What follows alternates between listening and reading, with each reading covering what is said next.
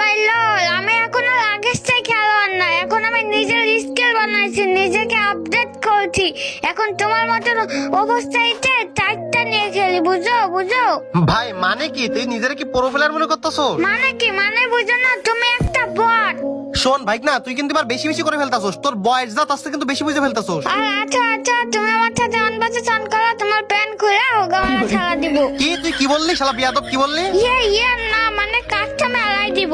আচ্ছা আচ্ছা, যাক মামা, তুমি এত কথাগুলো চাও কেন? তুমি কি ভয় পাইছো নাকি? এত ভয় পাইছো?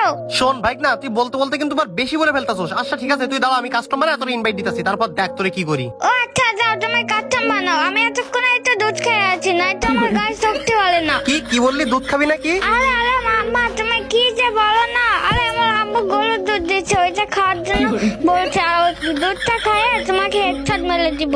ও আচ্ছা তাই বল, আমি তোমার অন্য কিছু ভাবছি। আর হ্যাঁ, তুমি যেটা ভাবছো ওইটা হইতে পারে। হালার পহলা, তুই কিন্তু ভাই খারাপ হইতে হইতে অত্যাধিক খারাপ হয়ে যেতেছ। দাঁড়া, তোর মায়ের সাথে নালিশ করে নি, আর তুই শুধু একটুখানি অপেক্ষা কর, আমি কাস্টম বানা তারপর তোর ইনভাইট দিতাছি।